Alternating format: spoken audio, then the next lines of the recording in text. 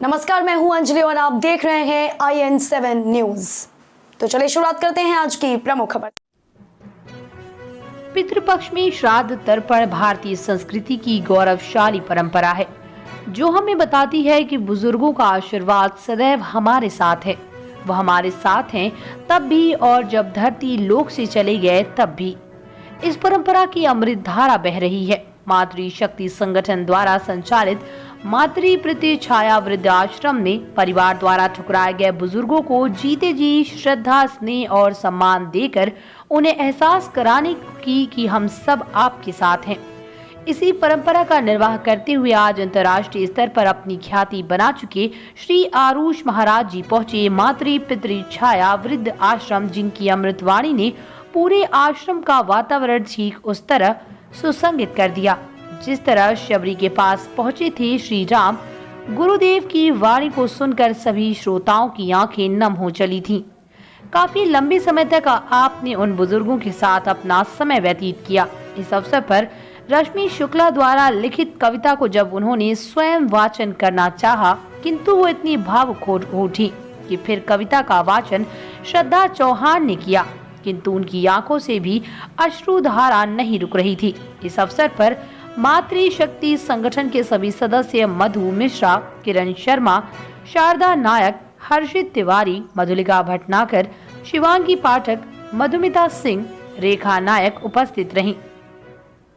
IN7 news के लिए टीकमगढ़ से चंदन राज उटमालिया की रिपोर्ट। श्रद्धा जी, आप इस वृद्धाश्रम की संचालिका हैं, तो क्या आपके मन में कहाँ से ये ख्याल आया और कैसे आपने यहाँ पे निशाश्रित जनों को यहाँ आश्रय देने का काम किया? ये प्रेरणा कहाँ से आई आपको, जरा इसके बारे में हमें बताएं। सबसे पहले तो मैं ये कहूँगी कि मैं संचालिका नहीं, इसके संचालक स्वयं भगवान हैं। और ये वृद्धाश्रम, हालांकि भारतीय संस्कृति में कहीं पर भी वृद्धाश्रमों की जगह नहीं है, पर यह है कि हम लोगों ने जब देखा, टीकमगढ़ में एक केस आया था कि मोटे के मोहल्ले के एक वृद्ध थे जो काफ़ी परेशान थे, कोतवाली में काफ़ी लंबे समय तक वो रोते रहे, पर वो कहीं जाने की स्थिति में नहीं थे और बच्चे उनको रखना नहीं चाहते थे। तभी से मेरे मन में था कि मैं वृद्धाश्रम की शुरुआत करूं, पर हमारे पूरे सहयोगी जो साथी हैं वो सभी के मन में ये विचार था।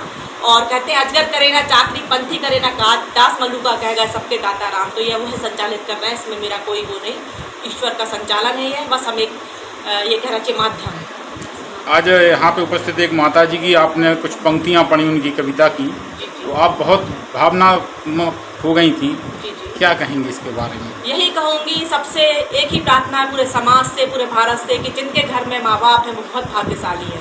उनको इतना सहेज कर रखो कि हमको श्राद्ध पक्ष चल रहा है, सभी लोग अपने माँ बाप के जाने के बाद, अपने बुजुर्गों के जाने के बाद श्राद्ध करते हैं, तो जीते जी उनको सुख दो ना, कि जो वास्तव में जिसके वो अधिकारी हैं। ऐसा नहीं कि जाने के बाद हम केवल दिखावे के लिए श्राद्ध करते। ये तो पुरानी परंपरा है, गौरवशाली परंपरा है, इसको हमें बनाए रखना है, पर जीते जी भी उन्हीं चीज़ों को करना है कि हमारे माँ बाप हंसते हंसते हमें आशीर्वाद दें जाने के बाद। आप एक बहुत ही सराहनीय कार्य कर रही हैं, तो हम लोगों की शुभकामनाएं हैं कि आप समाज में ऐसे वृद्धजनों को आश्रय प्रदान कर रही हैं जो शायद जीवन भर जो अपने बच्चों को पालते हैं, पोसते हैं, अंत में वही उनका आश्रय नहीं बनते हैं।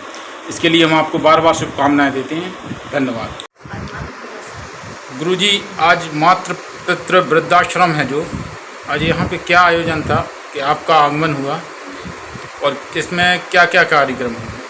आज पहले तो हमारी बस इतनी सी एक गणना थी कि हमारी जितनी भी टीम है मातृ छाया की, इन्होंने जो समान्वय कार्य का संकल्प किया है, जो बीड़ा उठाया है, तो मैं सोच रहा था कि एक वो राम जी के पुल का अभी जिक्र आया, तो भगवान श्री राम जी के यहाँ एक गिलहरी जाती है बार बार और समुद्र में अपने बदन को गीला करती है, कुछ बालू लगा के लाती है, राम जी बार बार देख रहे हैं।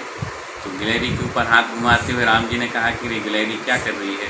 तो प्रभु मैं विशाल का देह नहीं लगाए हूँ, छोटा सा मेरा बदन है, इसलिए मैं उन पत्थरों में बालू के कणों का थोड़ा थोड़ा सहयोग कर रही हूँ। उसी तरह से मैं सिर्फ आज वाणी की सेवा करने के लिए यहाँ आया था कि जो इस वृद्धाश्रम में, या मैं कहूँ कि वृद्धा मंदिर में या मातृ मंदिर में, यहाँ मुझे लगा कि उन माताओं से मिल लेने से मुझे वो प्रसन्नता मिलेगी और वो मुझे 2-4 साल का जीवन ज़्यादा बढ़ के मिल जाएगा।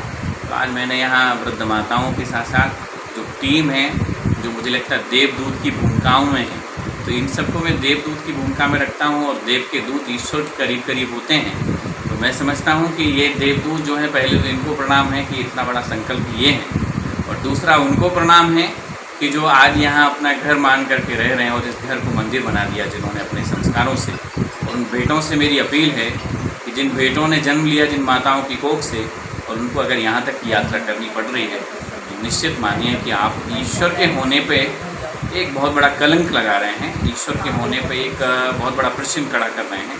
इसलिए आप विचार करिए कि आपको भी वृद्ध होना है, और आप तैयार रहिए कि वो समय आपके पास भी आने वाला है बहुत जल्दी। आज यहाँ के आयोजन में मैंने देखा कि यहाँ जो उपस्थित था, भावनात्मक रूप से सभी की आंखों में आंसू आ रहे थे। तो क्या कहेंगे आप?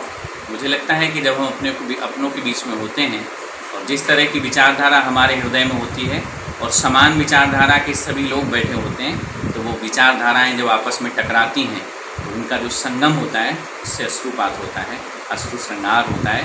और इन आँखों का आज श्रृंगार हो गया और ये आँखें बहुत सुंदर हो गई, क्योंकि आज इनसे वो एक कष्ट के कुछ अश्रु, कुछ पीड़ा के अश्रु बह निकले। तो हम सभी की आँखें आज तरोताज़ा हो गई हैं, और ये अश्रु निकलने के लिए मुझे लगता है कि हमें अपनों के बीच जाना पड़ता है, अपनों के बीच होना पड़ता है। बहुत बहुत धन्यवाद। खबरों में अब तक लिए बस इतना ही। मिलते हैं फिर ऐसी ही किसी बड़ी खबर के साथ। तब तक के लिए नमस्कार और देखते रहिए IN7 न्यूज़।